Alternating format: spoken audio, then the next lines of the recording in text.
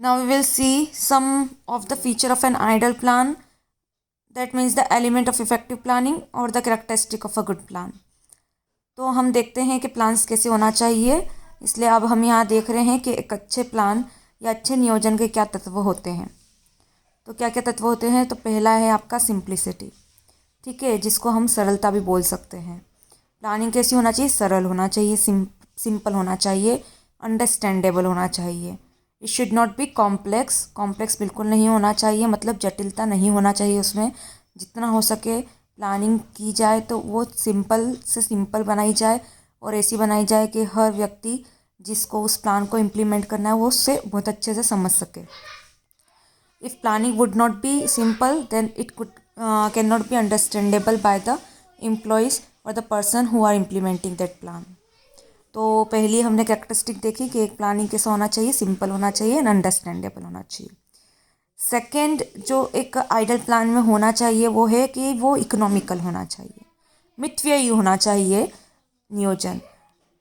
कोई भी योजना हो तो वो जो होना चाहिए वो ज़्यादा महंगी नहीं होना चाहिए, उसकी लागत कम होनी चाहिए। मैंने भी आपको बताया था शुरुआत के प्रीवियस वीडियो में कि प्लानिंग बनाने में खर्चा आता है। क्यों आता है? कई बार एक्सपर्ट की एडवाइस की ज़रूरत पड़ती है, इन्फॉर्मेशन कलेक्ट करना पड़ती है, ठीक है, और कई बार रिसर्च करना पड़ती है। तो ऐसे केसेस में हमारा जो एक्सपेंस होता है, वो जो खर्चा होता है वो बहुत ज़्यादा हो जाता है।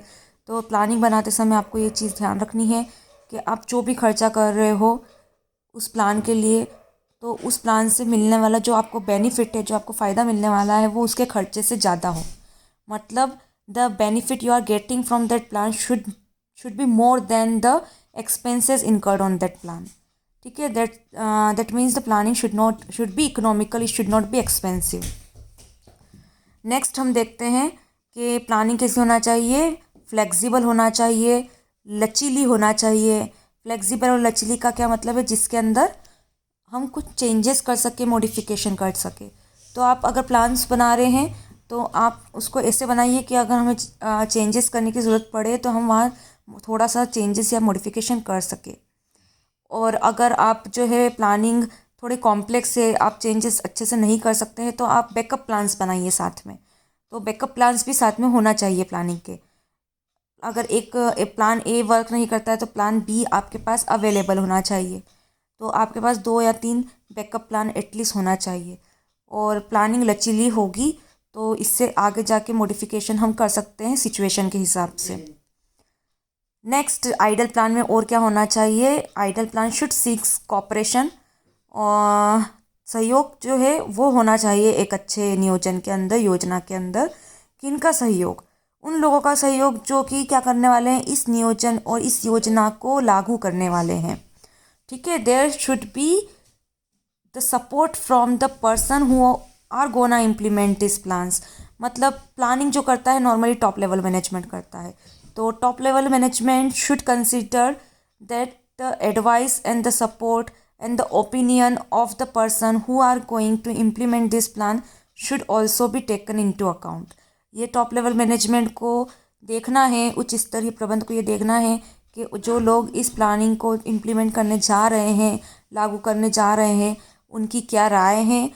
उनकी राय को, उनके जो व्यू है, उनका जो मत है, उसको भी सुनना चाहिए प्लानिंग बनाते समय। इससे ये होगा कि बनाते समय अगर उनकी भी प्रॉब्लम सुन ली गई तो प्लान और इफ़ेक्टिव बनेगा, उसको लागू करने में भी कोई कठिनाई नहीं आएगी। लास्ट पॉइंट जो है वो है प्लानिंग होना चाहिए ट्रस्टवर्दी, भरोसेमंद होना चाहिए। A planning should B trustworthy. How it could be trustworthy? भरोसेमंद कैसे होगी वो? प्लानिंग रिलायबल या भरोसेमंद तभी हो सकती है जब उस प्लानिंग को हमने किसी इन्फॉर्मेशन या फैक्ट के बेसिस पे बनाया हो। अभी देखा हमने पास्ट की, हमारे पास पास्ट के रिकॉर्ड्स होते हैं। एक बिजनेस में पास्ट के अकाउंटिंग रिकॉर्ड होते हैं, फाइनेंशियल रिकॉर्ड होते हैं, और बहुत से अलग हर चीज़ की फ़ाइल बनी रहती है। तो आगे की कोई भी प्लानिंग करने से पहले पिछले जो रिकॉर्ड्स है, पिछली जो इन्फॉर्मेशन है, उसको देख के प्लानिंग बनाई जाए। दूसरा, थोड़ी बहुत जो है मार्केट रिसर्च करके, या जो प्लान कितना फीजिएबल है, कितना जो है आगे जाके ये प्लान अच्छा साबित हो सकता है, उसके लिए कुछ भी रिसर्च करके प्लानिंग को बनाया जाए, एक्सपर्ट की एडवाइस लेके प्लानिंग को बनाया जाए, जब इन चीज़ों का ध्यान रखा जाएगा और इन्फॉर्मेशन के बेसिस पे प्लानिंग बनेगी, ना कि किसी के ओपिनियन के बेसिस पर, तो वो प्लानिंग जो होगी वो ज़्यादा ट्रस्टवर्दी होगी और भरोसेमंद होगी और रिलायबल होगी।